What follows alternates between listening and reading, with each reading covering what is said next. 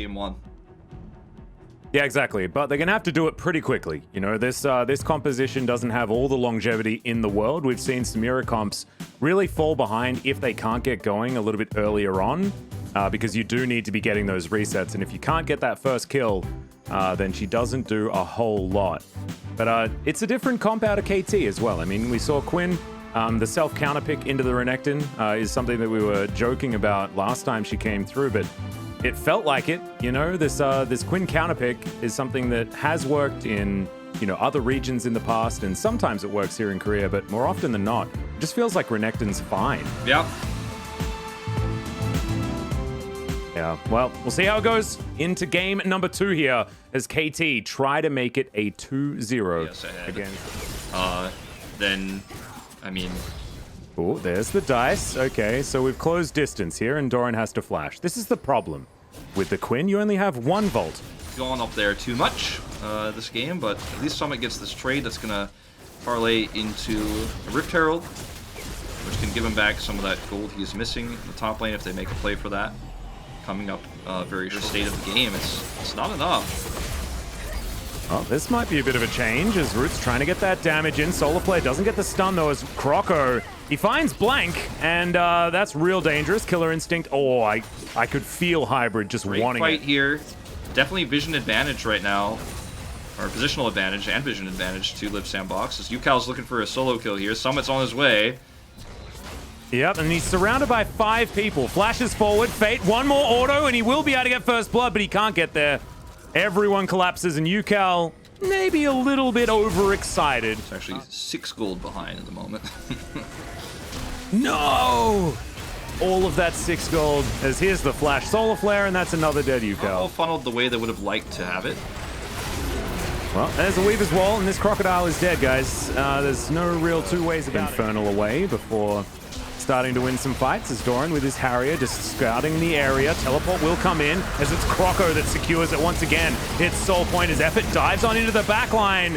Tower's going to fall down as well because of the Rift Herald, but Fate gets himself into the back of the fight. Hybrid having to flash, and now the Samira gets in amongst it, but Shockwave was held onto. Now Zeus gets forward as Yukal's trying to keep them alive, but he can't really do it. Croco now fighting the Orianna, but Yukal's very strong, and Doran off to the side trying to fight this one out as well, but it is still going to be a one fight for Live Sandbox, and they got the Dragon. Yukal now going to be jumped on by Croco.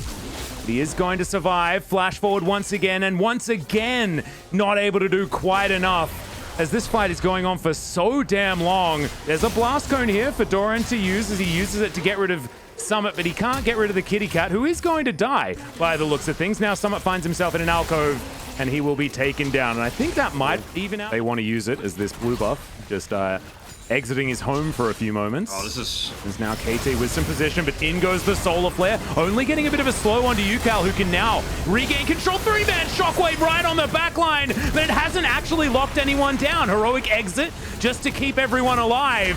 And the Weaver's Wall is going to split up the fight. Hybrid utilizing it now to lock down the Samira, and the entire bottom lane probably going to fall here. The Void Seeker, will it actually come out? The answer's no. But it looks like KT have done enough. That's a good knock up there onto Doran, but it's just not enough. The fight feels like it's already lost. Without the Samira, they're just not the same. Nope, certainly not. Once the Samira's got him, look at the damage output in that fight. 3 cards were stacked against them, but they fought beautifully. At Hybrid's flank on the side, he waited till the last possible moment to engage, did a lot of poke damage, and then the Weaver's Wall comes in very, very late into the fight when Live Sandbox have utilized most of their utility and Samira is no longer relevant. We're going to see an attempt to take this Baron away, but not going to be successful. But that was a beautiful fight from KT. Really nicely done. That was a bit of a scary Baron because, of course, they don't have anyone that can really tank it as Solar Flare. It's going to stop Doran from getting onto his bird as Shockwave comes through on it. Yeah, I mean, I think for him, the objective, Atlas, here is to become his former self again and be dominant once more. Well, he's had a hangover ever since losing to Rookie, and I guess it's taken him 2 years to get over it, but it's good to see that maybe he has. As Doran, a little bit of a dicey position there, but no one's going to engage on him, and he's pretty quick on Valor right now. They're going to fight. Harrier spots out. KT has to win this fight once again. Like you said, that's the power of the Soul Point. Yep, over and over.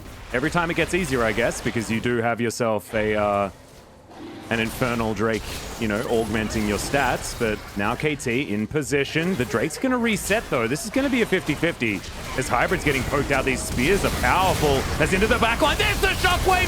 Special cow delivery, I love it! But the Infernal Soul does go over to Live Sandbox. The fight is not over yet, but maybe it's beginning because the Samira is gone. Croco is gone. The other Croco, he's about to leave as well. As now Fate, he's trying to get out of there.